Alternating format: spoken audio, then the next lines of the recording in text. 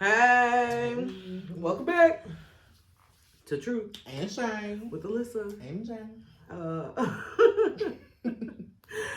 How y'all doing? This is like a gloomy day, but we excited to be here with y'all. And shoot today's episode. Very interesting topic. I feel like it's almost also a recurring theme in a lot of like stuff that we talk about.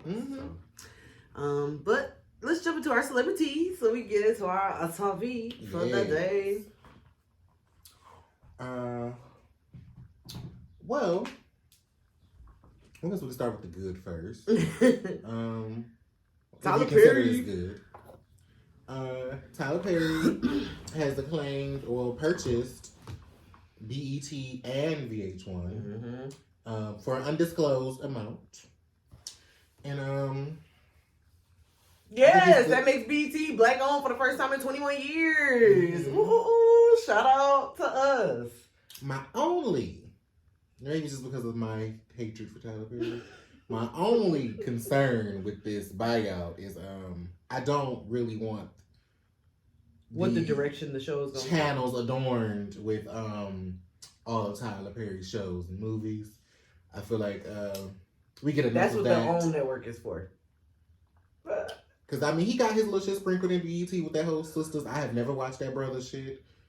Well, if Brothers is as terrible as Sisters is, I mean, I no offense, because I do watch Sisters sometimes with my sister. Shout out to Zan. But it's evident that there's a man writing the script because there's no way. Like, black women don't interact this way. Black women don't speak to each other this way. Black women don't behave this way. And that show just feels like another, outlet for his misogynoir hatred for black women, for those of y'all who don't know. And I would like for him to kind of move away from the soap opera type shows. I feel like, what was that one show we had on that everybody was so into? Because I didn't watch it at all. They have nots.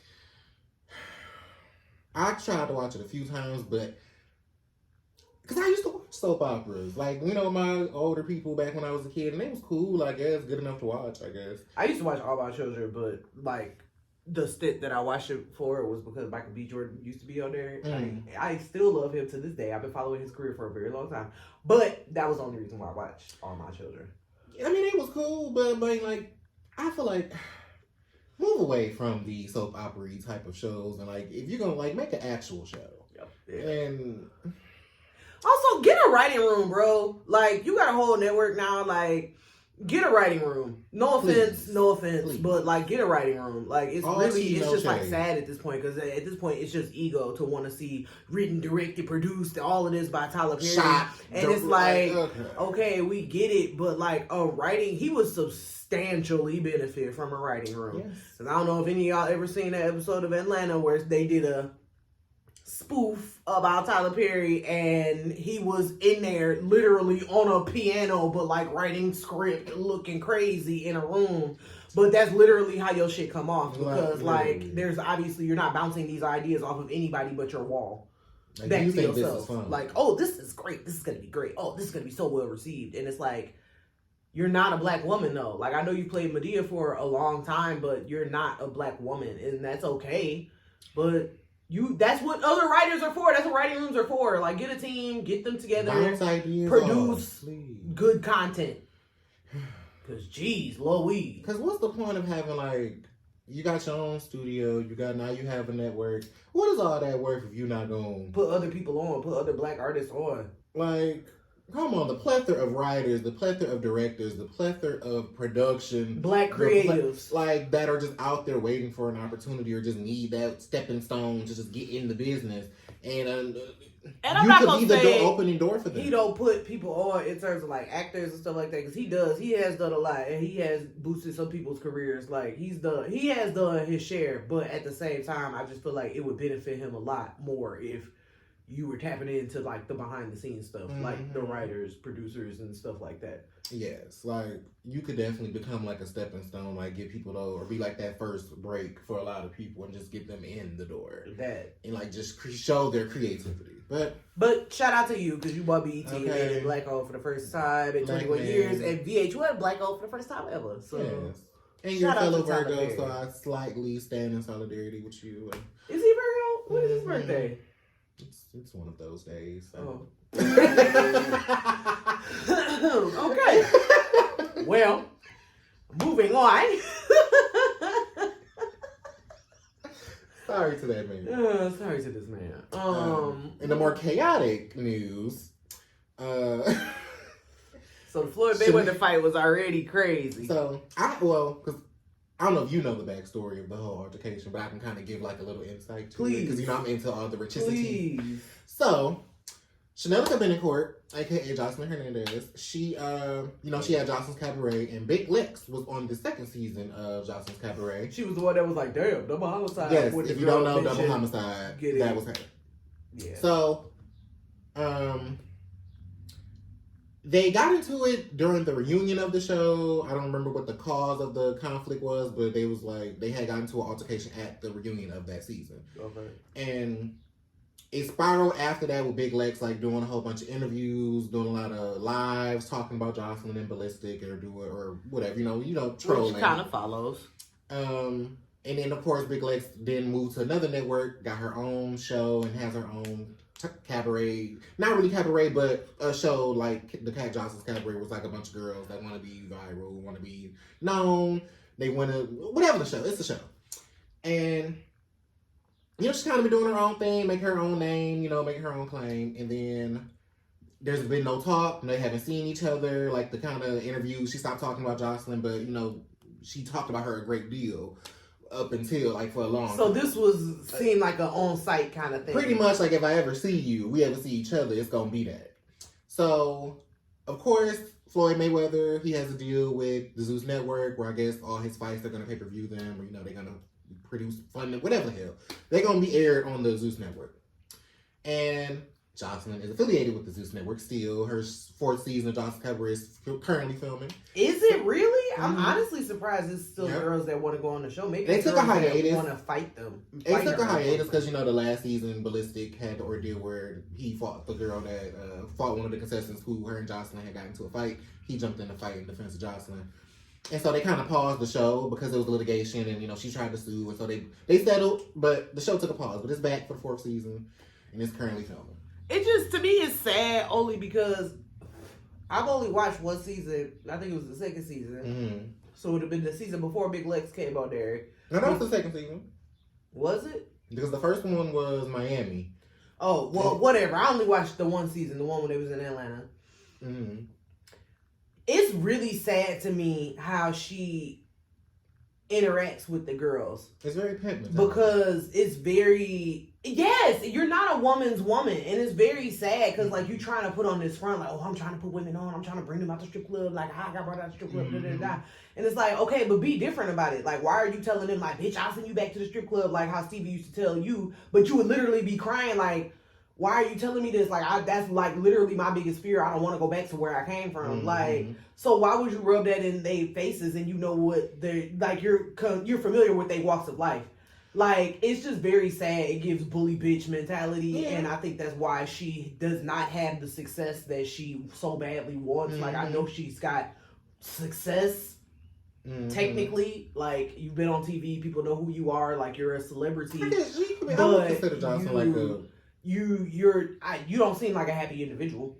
No, she's very miserable, and I don't think Stevie was the first who ever done it. I feel throughout her journey, she's probably dealt with. You probably been dealing with being like that your whole life. Yeah, Stevie was just the one that it was sensationalized. It was on national television. Yeah, and it was her claim. So it's I'm sure she's had many examples of what a pimp type situation. So naturally, not to be devil's advocate, but just naturally, that's just what she.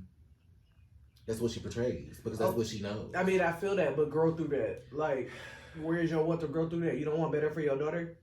And I be thinking that you want your daughter to grow up and be like you, 35, knocking on 40, fighting in the streets, running up on bitches because somebody half your age said about you in an interview on the internet 6 months ago, 8 months ago, a year ago. Mm-hmm. That's what you want for your daughter? Love Bonnie Bella. Come on, friend. Do better. Better. I would have been okay with the whole situation if it was just her and Big Legs and they just got their little rounds in. I wouldn't have gave a fuck. But it was at least plus Jocelyn, 4 people attacking her. Like it was like a tag team almost. Like she would fight. Her and Jocelyn would be fighting, but then somebody would come off the side, pull her hair, kick her. Then she would somehow get on the ground. Jocelyn's kicking her. Somebody else is kicking her in the back. Somebody else is running up on her from the. It was like just so much going on. It's like this is a lot, and like nobody. I hate in the day and age we are now where people are so quick to pull out their phone, but nobody's intervening in the situation because like this girl is literally. This woman is being attacked. Chased around this event and y'all are not stopping her. Like y'all are still letting them attack her or at least get to a point where they can still touch her. I just didn't like that part about it because it's like, y'all niggas are whack. Everybody I get it. I understand. Everybody likes to see a good fight. Like, and that's just, I love a good and fight. that's probably not politically correct to say, but it is what it is. Like, you be looking, what's that over there? They always getting activated over there. We don't know. Like, you know what I'm saying? Like, everybody likes to see a good fight. But when it gets to the point where it's starting to be unfair, it's starting to be like bloodied, badgering, beating, someone might be losing their life. Like, why isn't anybody intervening? Like, why isn't anybody, hey, stop? When weapons start to get pulled out, why isn't anybody, hey, stop? No. Like, I don't understand because it used to be a day where you could shoot the ones and then it would just be that and everybody go on about their business. We won or lost and it's over. It was respect at the end of the day. Like you win, you lose. It's either you win, but everybody live to see the next day. It's the respect thing. Like we got our ones in, it's fine. Ain't no more we good. Keep my name out your mouth. Keep your name out my mouth. It's over. Like it's always to the next level. Like it's so much pride and ego mixed in. Now it's like. Damn, if you take an L, now you want to kill a motherfucker because you got your ass whooped. So now you about to shoot up his house. You know what I'm saying? Like, that's not okay. Like, it's just not okay. You can't whoop everybody ass. There needs to be checks and balances. Everybody gonna win some, everybody gonna lose some. But you live. You live to fight another day. Shout out to John Witherspoon. Okay. Rest in peace. Man, like. Because that was a word. Oh, shout out to Marquis, too. We love her. Witherspoon. You know, but it's just one of those things where like, just grow up, bro. Like, grow up.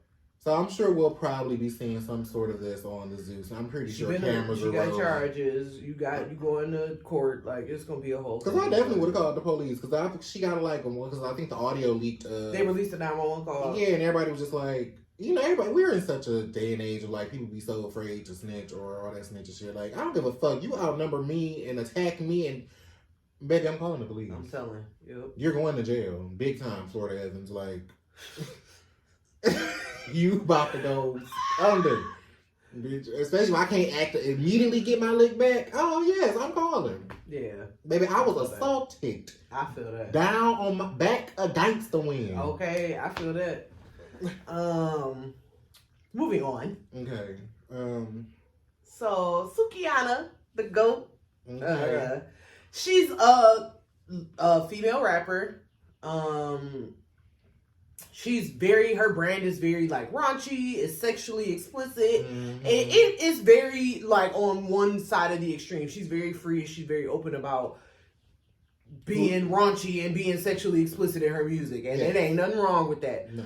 But I also feel like people forget that there's room for having a on-stage persona, a musical persona, professional persona, and having your I'm myself, me. I apologize. I don't know if Sukihana is her real name or, but it's not. What I'm just me at home.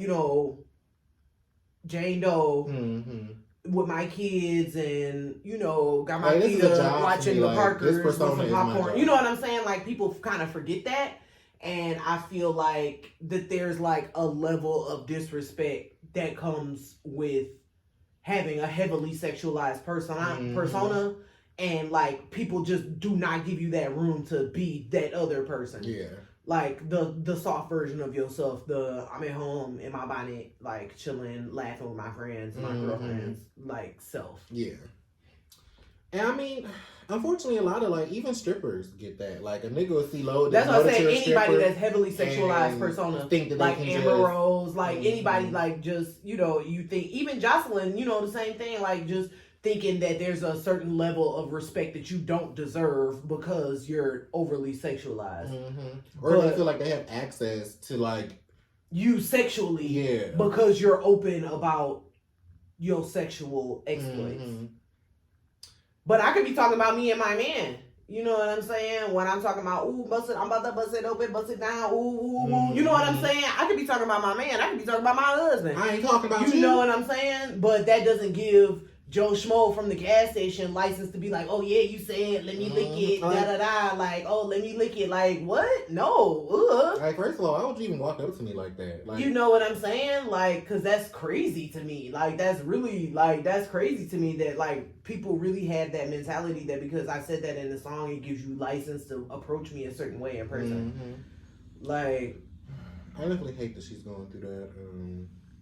And I just hate more so that men don't understand. I didn't even say what happened. I just said who she was. Oh, well, a breakdown. So a clip had resurfaced. She was on Candy Coated Live. Or Candy Coated Nights. I don't know if it's Nights or Live now. I don't know. But hosted by Candy Burris. And it's a more, I don't want to say a sexually explicit show, but like it's an uncensored show. So they talk about various topics depending on, I guess, who the guests are. Yeah. Like it's geared to whoever the guest is and stuff like that. But I don't know. Candy Coated is her sex line too, though, right? I'm sorry. That would just make sense if that was the name of the show. That would kind of. That was Bedroom Candy. That's the okay. Candy. That's what her line is. But the host, her co-host, was just being a little bit too aggressive in the sense of like, you say you got that good coochie. I'm trying to smell that motherfucker. We can go to the bathroom right now, and and she's just like. So you want to put your tongue, like you want to smell my ass. He was like, well, I might try to put my tongue, but like he was just doing a lot. Like showing her his a photo of his, he in his phone of himself. And he was just doing like a lot of just like. You was being thirsty. Too thirsty. And she was nervously laughing it off. Like she did at one point just be like, because Candy was also. Because people try to come in Candy like, well, Candy was sitting there laughing too, and I'm like, it's uncomfortable. It's an awkward situation. They don't realize that women are conditioned to like not be confrontational about uncomfortable situations. Like it's literally conditioning to like be nice and like, laugh it off. Like okay, and maybe he won't. Like if I'm laughing about it, if I'm nice about it, maybe he'll just stop. Maybe he will. Maybe he won't hurt me. Maybe he will just back off. Maybe he will get the thing. But unfortunately a lot of dudes take that as like, oh, I'm gonna keep going and you're not reading the room, and it's really like I'm uncomfortable. Like you can tell the difference between genuine laughter like and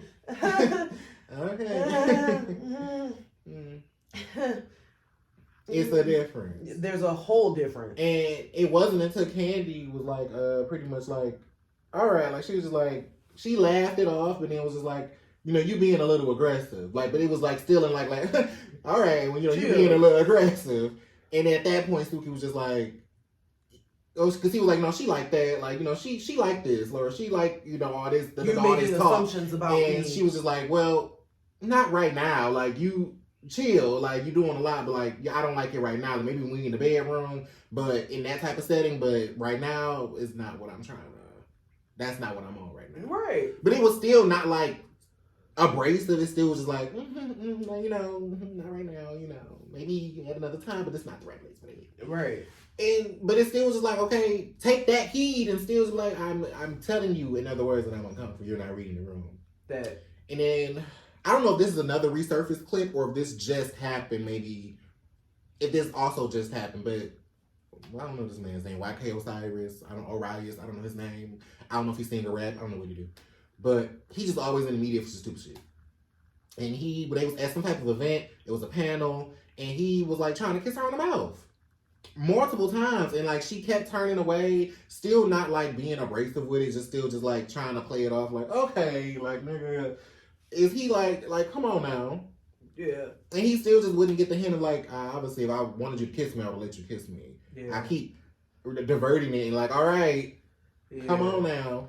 And you know what I just thought to, like, as you were saying this, it's frustrating because colorism plays in this too, because y'all don't treat Lotto like this. Y'all don't treat Sweetie like this. You know what I'm saying? Y'all don't treat Bia like this. Y'all not like, and they all have had, you know, explicit lyrics, sexually explicit lyrics in their music and stuff like that, and they're not treated like this. And that makes me sad to think, like, because, like, why doesn't she deserve to be protected? Like, I imagine, because the video, I seen a small clip of the video, the one where he was trying to kiss her and stuff like that, and it's like, it's so many other people on the stage, ain't nobody be like, hey, bro, hey, like, come on, chill, like, you know what I'm saying? Like, where is that? Like, that's the part that's like, ugh, to me, like, because again, that level of disrespect that you automatically assume that she don't deserve a certain level of respect. I feel like it's almost like it's the same situation like from Players Club with Ebony. It's almost similar to that. Where like niggas will know something is wrong but won't intervene because it's either their homeboy or you just want to mind your business. Like, oh, it ain't got nothing to do with me. I'm gonna let them handle that. Like, obviously a woman is in distress or uncomfortable or in a situation to where she wants to escape, but you could be the one, but you're not because this is your homeboy. You just want to mind your business. Well, Players Club is a little different because they actually did set up Ebony to get raped. I mean, but the other niggas at the party, like, you're right, like didn't know it was a setup. Yeah. So they still didn't even do nothing. They still like heard what was happening. Let's just get out. Like, let's leave. And that's so sad because, like, where's the want to, like, protect black women? Like, it doesn't, why should it have to be your mom or your sister or your auntie or your cousin for you to give a fuck? Like, that's crazy to me that, like, y'all can really look the other way, turn the other cheek. Like, violence against black women is being perpetuated and you just like, that ain't my business. Ain't got shit to do with me. Ain't my bitch. Ooh, I don't, but know that you would be up in arms if the shoe was on the other foot. Like, if it was your girl, you know what I'm saying? Now you ready to fight. Now you ready to shoot. Now you ready to squabble. Like, you know what I'm saying? So, that's just not really fair. And it makes me sad. But I guess let's lean into our topic. Let's go into our topic. Which is a good one for today. Authenticity versus facade. Yes. Which one are you living? Okay. Because I revel in living in my whole authentic self. Especially when I came from a place where I was living in a facade. Yes. Yeah, like I was definitely in a place like, I don't even know if I want to attribute it to people pleasing, but just wanting to do everything everybody wanted me to do or doing the things I thought I should be doing because I saw what everybody else was doing. And I just remember, I don't know what age, but I just got to a place where I'm like, if I'm people pleasing and that's still not enough and I still feel like shit and nobody is still not reading across, why don't I just be myself? Like, if it's already not being received, I can just still not be received being myself. And I just got to that point, I just was like, fuck it. Be who the fuck I want to be. Like, you like it, you don't, you don't. I don't give a fuck. Like, either way, I'm in. It is what it is. I mean, yeah. I feel like I definitely, absolutely was living a facade, like, for a large chunk of my life in the way where I was, like, trying to be, like, I would try to be the son my dad never had, or I would try to be, like, the younger version of my mom because I looked like her so much, or I would try to be, you know, like, just different, trying to be this, trying to be that, trying to be this, trying to be that, as opposed to just being myself. And like, and there was always like this little voice that was like, I don't want to do this, or I don't like this. This is not.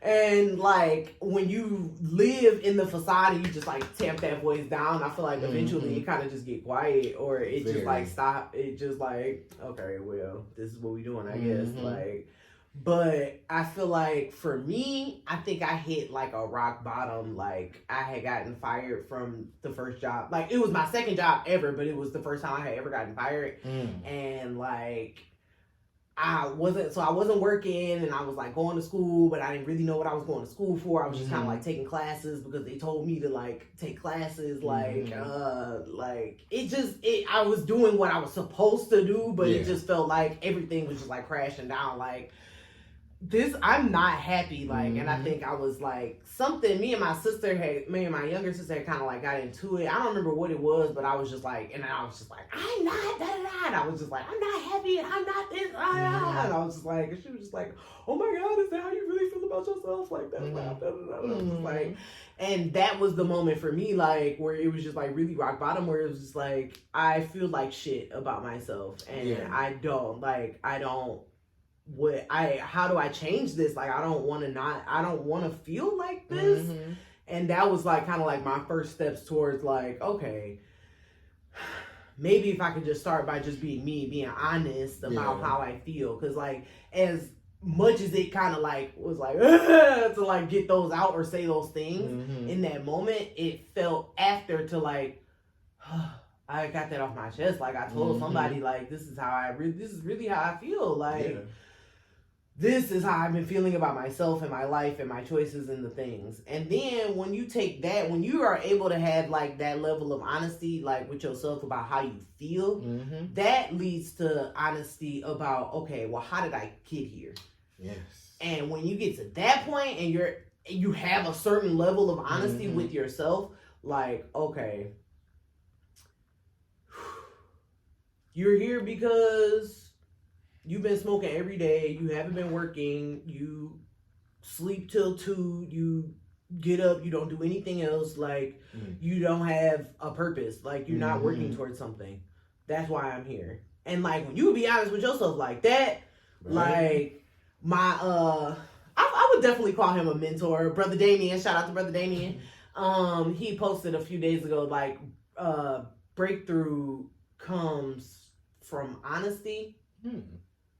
And like when you just being honest, even if you just being honest with your higher power, like God, I need you. I'm in a rut right now. I'm low. I'm unmotivated. I'm lazy. I'm feeling this. I'm this. Like when you can get to that level of honesty, it ultimately it had no choice but to spill over into the other parts of your life. Like, and I know that it's other parts of my life right now where I'm still working on being fully authentic and showing up like in speaking in the moments when things happen and not being upset about it after, but speaking up when it happens. Like that's something I'm still trying to work on.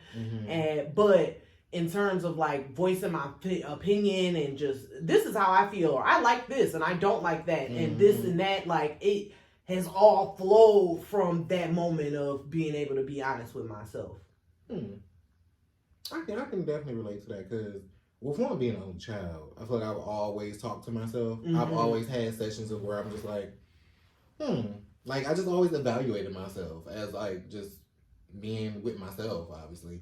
And you definitely go through an identity crisis where you put on or do the things that other people are doing, or you're just trying to make other people happy in your decisions that you're making. You lose yourself. Like you like, okay, well, what do I actually like? What do I actually don't like? Like what you just don't know. Just like I'm so focused on just like doing this because doing this because they want me to. I'm doing this because they want me to. And it's like, what do I want to do?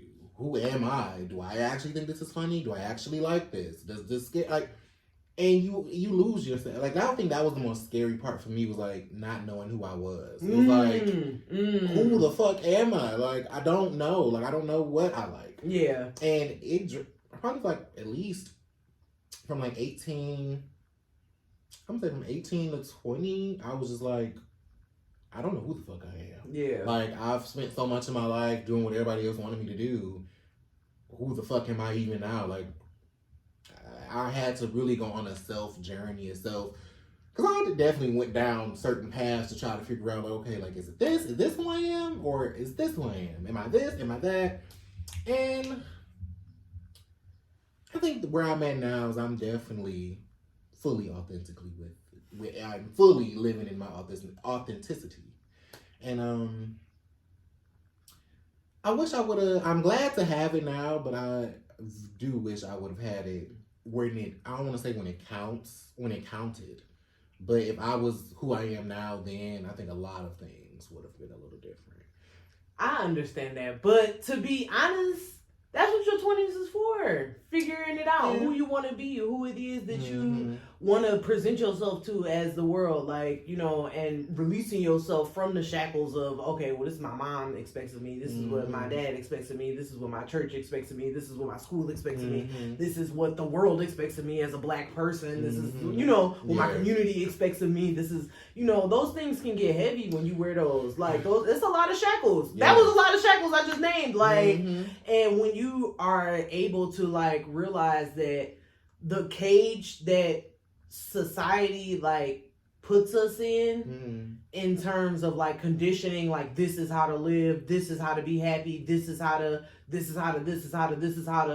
and realizing that like that's not necessarily true. Like it's other things out here, like you, but the thing about Façade is like it's a lie so repetitively told that it's like it becomes true. And it's like, and also because I feel like, I guess because I know the pain of living a facade, it make me sad that like how many people you see that still like live like where they lie to themselves about a lot of stuff, or lie to themselves about who they are or what they've done or where they at and why their life is how it is. Like, you know, even the people who are the blamers and like, oh, it's your fault that you did it, like, you know, like you're not, like that's still a lie. Dig deeper. Why do you feel like it's their fault? Like what part did you have in it? Like, because if you're not questioning what part you had in it, that's the lie right there, you know?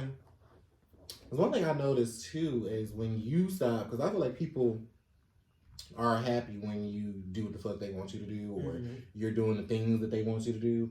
And the moment you,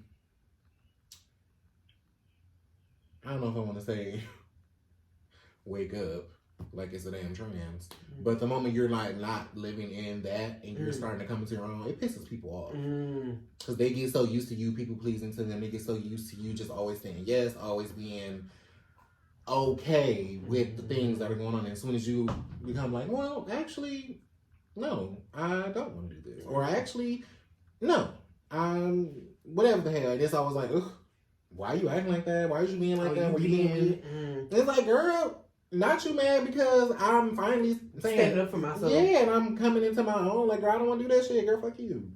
And they really be, and they turn around. That love you are gonna like love that for you. Like, oh, that's what's up. Like, you know what I mean? Like, I can respect that. Like, okay, you're right. My bad. This was last minute. You know what? You're right. I'm sorry. And like, I respect that you are initiating this boundary for yourself and your time. Like, but people that just want to take from you, that's the ones that's gonna be reacting like, oh, what you, you're trying to make you feel bad about things. Because I think I shared a quote with you like a couple weeks ago. I seen it on Facebook and it was saying like authenticity, like it bothers people when your authenticity is louder than their facade. Like, man, it shakes the table. It does. And like that's why people like when you can't figure out like why somebody just being they self is like just attracting the life that they live. Like I've experienced this in myself because like even the transition from like living like, oh, I want attention, I want a validation, I want this, and I want to be like this, I want to be received this way, living that to going to just being like, this is me and this is how it is, and I'm just, I don't know, that ain't cool, that ain't, you know, just speaking my mind and being that, just the genuine relationships and connections that is brought in my life and just interactions, even just in being customer service, just being like, oh, people ask me, like, I don't really like blueberries, but it's real popular, you know what I'm saying? Like, it's just being real with people, you know what I'm saying? Like, that makes a whole difference. Like, it makes a whole difference. It's like, allows for your hearts to connect. It allows for your souls to connect, you know what I'm saying? Like, and it's made a whole difference in my life. Like, and I know that people who be still living in that, be looking at people who live like us and just be like, what are you doing? What is it that you're doing that? And it's just like, if you would just be yourself, like, honey, or even just set boundaries. Like, you know, it was a time where I just never thought that I would say no to anything. Like, I was always just like, even if I wholeheartedly did not want to do something, I would still be like, all right, well, yeah, I'll do it. I'll go back for a minute. Yeah, this is fine. Or, yeah, I'm okay. Like, now, when I tell you the joy I get when I tell a motherfucker no. Like, nah, it be with it don't even be a second thought of like, well, maybe. I'd be like, no. I don't, actually, girl. I ain't feeling it. Hell no. Girl, no. Just like, no. Like, nah. What's Spanish for no? No. Girl. I don't know. Like, just no. And I never thought I would get to that place. Like, just for me to like set a boundary was like, well, actually, I don't want to do this. It's something I'm not interested in. No, I'm fine. I just still, in those moments, I still just be like, the little person in me be like, yeah. Clap for yourself. Because mine is like, when I am honest about not wanting to do something, like in that same vein, like just being like, when people be like, oh, well, we about to go, we gonna go out at about 11, I'll be like, ooh. If I know that that's too late for me, that's when I'm like winding down, like for me to be like, you know what, I'm sorry, I ain't even about to make it. Like I'm so sorry. Today is my rest day. Like I can't even. Please don't be mad, but I'm just not even about to come out. Like that's my moment. So of like, okay, go ahead, because like I've overextended myself so much. Like, and not to say that I wouldn't do it again, because like I'm a genuinely nice person, and like I know that I'm somebody that people can like you can ask for a ride home or like to the airport, or like like I don't mind doing one-off favors. Like I'm not like it's literally is not a big deal to me. Like, but that's just because like I've been in positions where I didn't have a car, or I didn't have a ride to the so and so, or I needed to get here, or and somebody came through for me. So it's just like it's literally I just pay it forward, like because that's what humanity is, like paying it forward, like. And I don't know, like, but it's a difference between like people only coming to you because they know that you gonna do that. So it's just like, nah, I'm glad to learn to be discerning with like that type of, the levels of relationships and where you're willing to meet people at and what you're willing to do for people based on the level of relationship that they are in your life. You know what I'm saying? Because like, you family, okay, yeah, I might help you move. You know what I'm saying? But like, if you used to be my coworker and we just Facebook friends for the last 4 years, like, don't hit me up to help you move. Like, no offense, but like, nah. Oh, come on. Like, baby. I know I'm nice and I didn't get you a ride home a few times, but nah. This ain't that. Like, baby, I helped one person move one time I helped a couple people move. But the last straw for me was just like, I don't like to do this. I'm too old for this, like, or like anything. Like, I don't even want to move my shit. Like, whenever I don't even want to pack up my own shit and put it nowhere and move it and do the back and forth. God forbid I got to be on your time with this shit, and this is your shit. Like, I don't. Jesus. I don't know what goes in this box. Do you have it all boxed up already? Why am I helping you box it? I don't know what. Am I putting what goes with what? This is your house. So I don't know. I feel you. And that right, being honest with yourself, like I don't like this process of doing this for myself. And I do that too, like especially in terms of like convenience, like matters of convenience, I'm definitely like, okay, well, let's get a driver.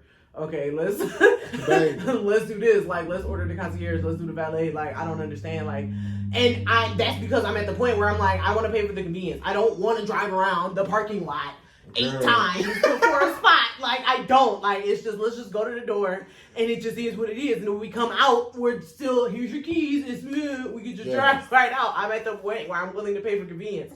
And like, I don't care what being honest with myself about that, like, that's fine. Like, so,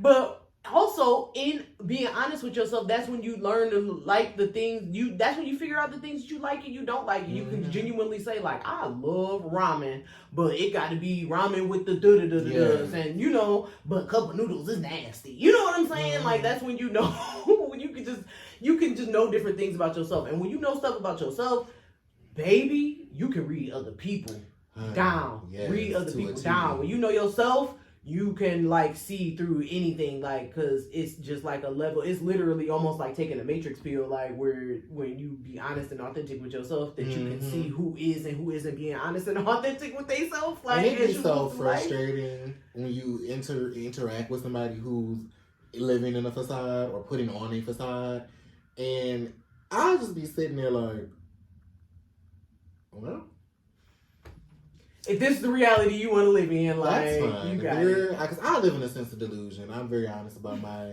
delusionism. Or a false reality. I definitely live in a false reality. But it's to a point, and it's very safe, and it's just near and dear to my heart of this level of delusion that I live in. Where, like, I'm like, it's like Truman Show level. Like, I feel like there's a camera watching me 24/7, and like somebody's the reality show. I definitely do that, and I'd be like, girl, look off to the camera. Like, I definitely live like that, but I feel like that's because like TV had a huge like part very good influence impact on me. Yes, yeah. And so, because of that, unfortunately, I live in a false reality. I'm always thinking, just like, there's a camera on me. Oh my God, somebody's watching. But realistically, that is how you should perceive life. You as the main character of your own show, main character of your own book, main character of your own story. Mm-hmm. And a lot of people don't. A lot of people are trying to be accessory characters, cast members to other people's stories. Okay. They're fine with being cast people to other people's narratives. And it's like, you know what? That's not actually going to work for me because I'm the main character in this life, in this portal, in this existence. So, like do you want to be Destiny's Child or do you want to be Beyonce? Like, and that's fine. And there's nothing wrong. It's literally nothing wrong with being Destiny's Child. Nothing. That's cool. That's absolutely fine. Sure. But it's, again, do you want to be Destiny's Child or do you want to be singing on the side of the road, like, not putting in that work for real, and you know what I'm saying, not being honest with yourself about not putting in the work, and then you just sitting here crying about, I don't know why my career ain't taking off, but you spend your day eating Cheetos and not working on your song. You ain't even practiced on the piano in the last 6 months, but you trying to figure out why you can't write a song. Like, come on, Frey. Come on now, like, just be honest with yourself. Like, dang, I don't even know how I got to 251. What you been doing this last 6 months, bro? Okay. Because I've had that conversation with myself a few times. Like, I don't even. But now at this point, it's like, girl, you already know. Literally, like, I've known after the weight I've gained. But that. I know it didn't come from fucking thin air. That. Like, and then you also know, like, I know that I've been in a place where I can go back to the gym and go get it. I can go back to and reshape. I have the power to do these things because it's literally a matter of choices. I get up in the morning and it's like, okay, am I want to roll over for another hour? Do I want to get up and do something productive? I'm going to roll over for another hour. Okay, now I get up and I'm rushing. You know what I'm saying? It's different just choices and being accountable, honesty, authenticity, all of that shit is just like hand in hand, and it's just like a super tool for life because like that's when you get aligned with the things that it is that you want when you're like being honest about those things, number one, because you can't say that you want, like, you know how the people be like, if it was as simple as saying what I want, I just say I want $10 million and I don't have $10 million in my bank account. And it's like, okay, but your core belief is that will not happen. And if that's what your core belief is, you need to revisit your ideas and your ideals about money. Like, what is it that when you hear the word wealth, what is the first image that pops into your mind? Like, you know what I'm saying? Like, do the work, answer the questions, ask the things, like, and if it's not somebody that looks like you, then maybe that is why you're not aligning wealth into your life, because you don't believe that somebody that looks like you is synonymous with being wealthy. Come on, word. You know what I'm saying? Like, you got to get to the root. You can't just look at the leaves and be like, this leaf is turning this color. I don't even know what it could possibly be. And you're not even think like, okay, it could be a root infection that is happening, that's spreading to the leaves, and like, you attacking the leaves for being affected by something that's being caused by the root. Yeah. So I will say though, you know, I love to be devil's advocate. I don't know why. One thing I will take away from living in a facade, or being a people pleaser, Yes, ex people pleaser, I guess. Okay. It made me well-rounded in a way because always having to align myself with people who were different or just like always wanting the want of just being accepted through whoever it was. You go out of your way. They were doing different things. And so I was just always trying to get into the things that they were getting into. And within that, it made me just like things I didn't know I would like, try things I didn't think I would try. And into the self-discovery of who I am, I'm like, well, I'm not just one thing. I'm a multitude of things. Yeah. And I actually like...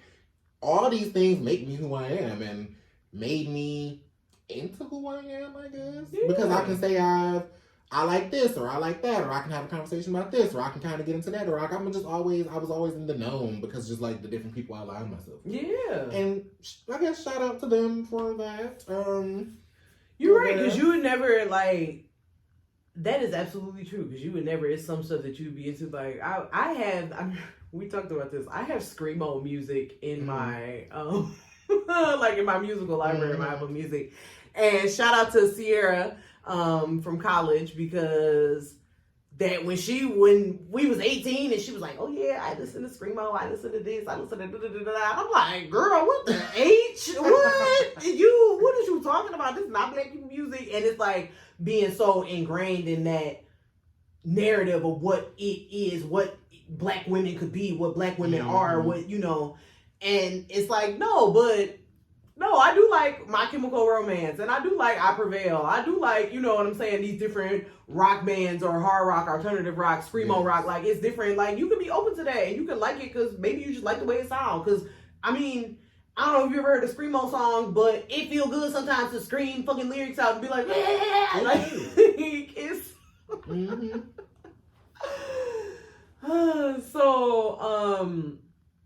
and also it was another girl that I was in college and still trapped in those narratives of how things could be, and she identified as agnostic. And because I was very like, Jesus, you know, like, you know, that's the only way, like, I was like, girl, you sound crazy, I'm like, that's some old, you know, but like, realistically, what she's saying, agnostic is something more, you know, that makes sense. You don't maybe believe in Jesus per se, but you know that there's a higher power, like, and that's okay too. Yeah. Like, the fact that these all can be walks of life and they're okay.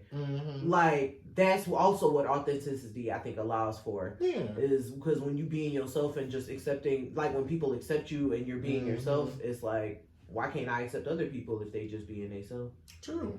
You know?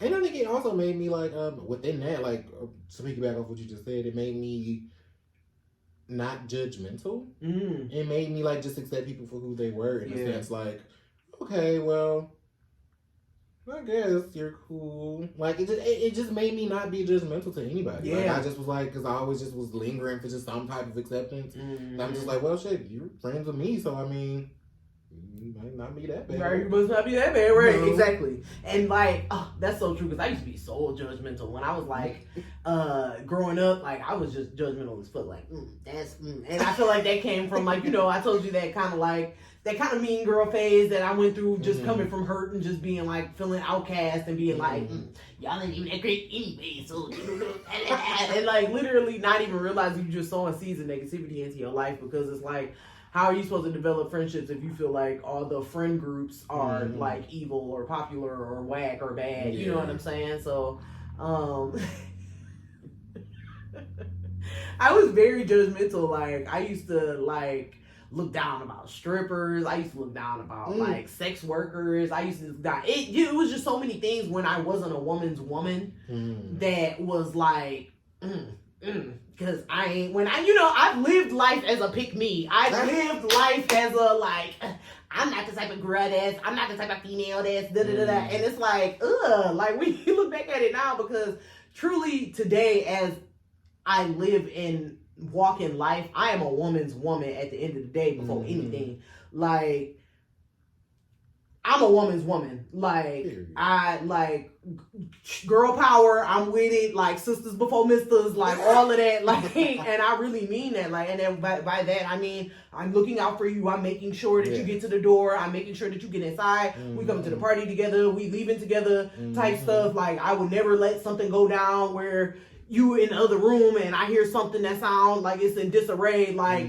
there's no way. Like, baby. Even off some, if I'm the type of woman where, like, if you feel like somebody following you in the street and you walk up to me like, hey girl, how you doing? I will play along with you if you think that somebody is following you. Like, I got you. If I see something go down at the bar and I'm like, oh, she don't need that drink. Oh, sorry. Oh, I'm so sorry, girl. Let me buy you another one. I did not mean to knock that down. Like, I am a woman's woman at the end of the day. Yes. And I feel like before, when I was living in the facade and, women aren't conditioned, so socialized to be women's women. Like, we're not conditioned to have our back, each other's back. We're conditioned to, like, be against each other and that bitch. And it's so sad. Like, it's not. And like, that's why I feel like you could tell people who live in authenticity because they have authentic relationships with other women or with other people. Those things align with what it is that they say.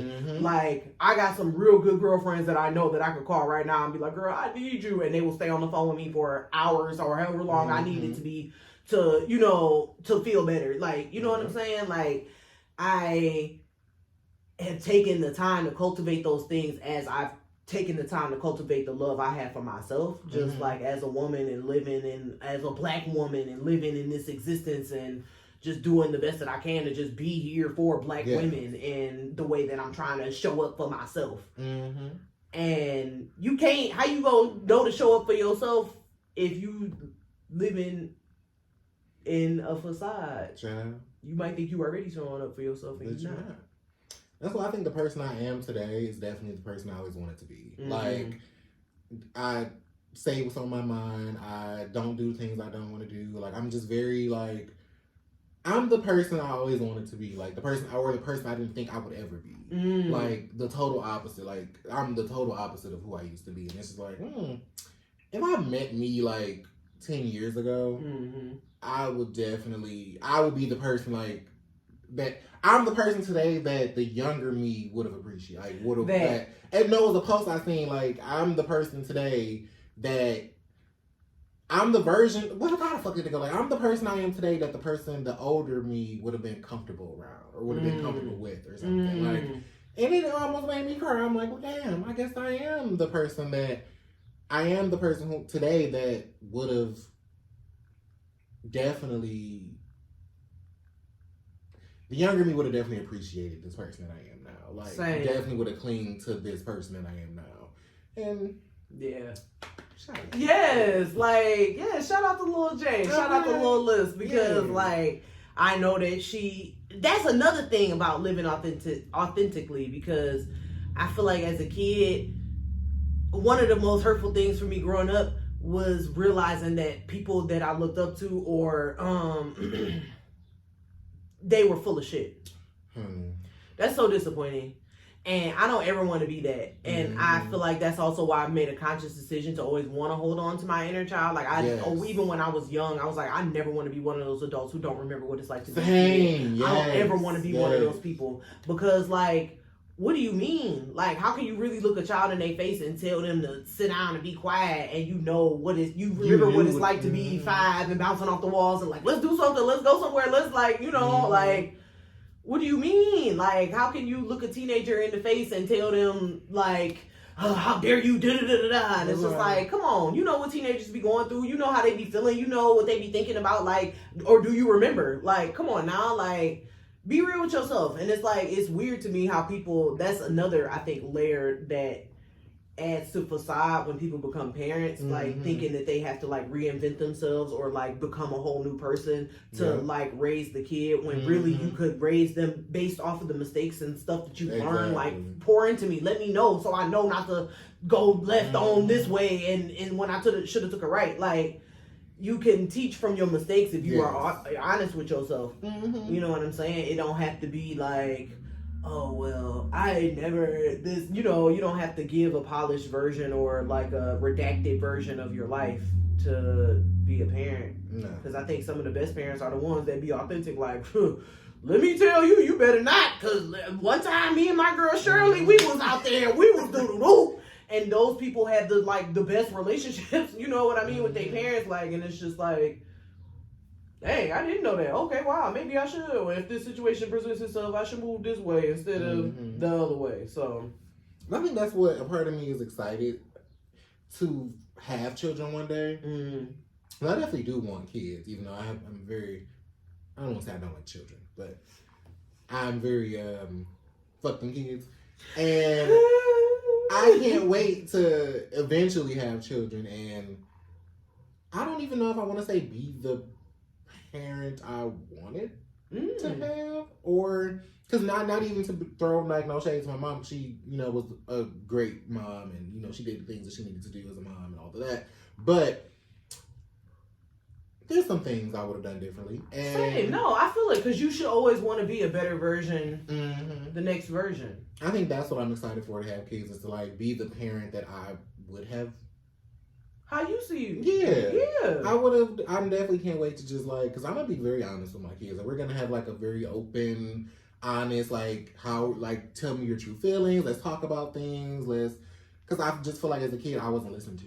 I felt like I was very just like stay in a child's place and do this because I'm telling you to, and it doesn't matter how you feel or what you think. And it's just like, oh, and I feel like that played a part into my people pleasing facadeness. I guess, because like as a child you just always told to shut up and be a child, stay in a child's place, and this is what I'm telling you to do, and do as I say and not as I do, and it definitely played a part into like, okay, well I guess I just do what everybody wants. And make you a pawn. Yep. And so I'm definitely gonna be like very open and honest, and I'm gonna communicate with my kids, and if they don't like something, tell me. And because I think I've said this in probably a few episodes before, I'm going to participate in gentle parenting, but I'm definitely going to tap that ass if need be.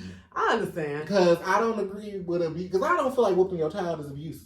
I feel like abusing your child is abusing your child. Like, I feel like... I feel like there's steps to it. Like, every child is different. Every child don't need their ass whooped. Because I was definitely a child that was raised, like, if you yelled at me, I was crying. Like, I didn't need my ass. I got my ass whooped, but it wasn't always course of action. So, yes, it's different to each child, but I'm definitely like, if I'm already said, and I already tried to divert the next course of action, I'm tapping your hand. I felt the same way until I took a speech class, and this lady, one of the debates, like one of the parts of the class, you had to pick a topic, and y'all had to debate either side of it. And this lady, hers, and the other lady, theirs was spanking. That was their topic or whatever. So spanking versus not spanking or whatever. And the lady who was for not spanking, she was saying that basically what spanking teaches kids is that if you don't listen after a certain amount of times, like, it's okay to use violence to get you to do what it is that I told you to do. And I'm like, that ain't true. And then, just thinking about that. But then thinking like, literally sometimes when it gets to a point where if I'm saying something, like, it builds up to, I'm about to whoop your ass. Like, you know what I'm saying? And that's not okay, technically, because what you don't want is an emotionally volatile situation, something, especially about something small. You don't want it to tick up to, it's the point where I'm striking you now. You know what I'm saying? Like, because I feel like I know that words don't always come clearly across, but sometimes it has to be like the word and the action.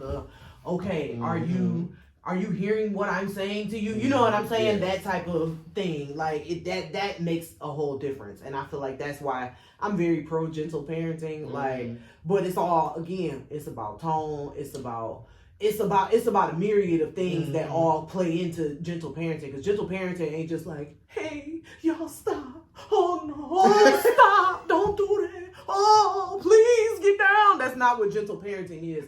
Gentle parenting is like, okay, hey, we don't play like that. Okay, the second time.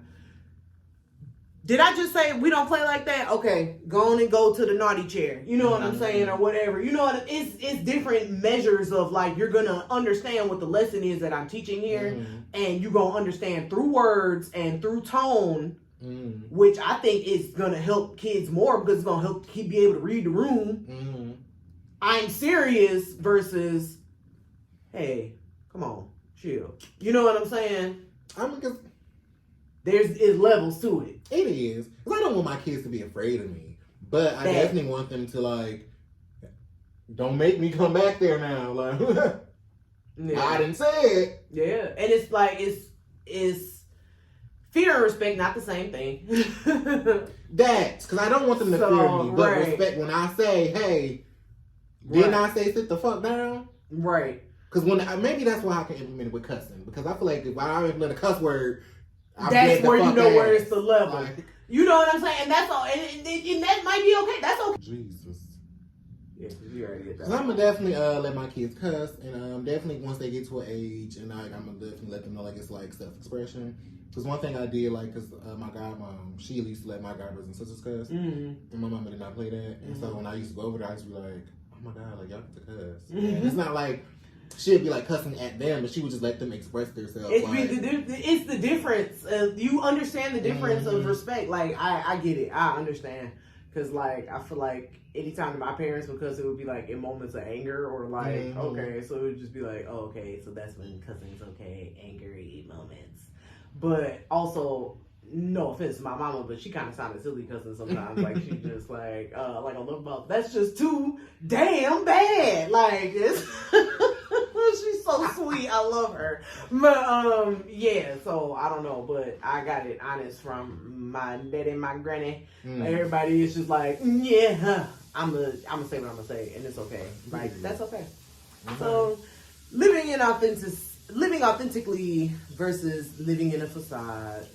Just be who you are. If they like it, they like it. If they don't, they don't. It is what it is. You'll find your tribe. Okay. You certainly will. Because once you align truly with the things that it is that you want, those things will naturally align with you. So until next time, truth lovers and shade seekers, this has been Truth and Shade with Alyssa. and Jeff. Peace.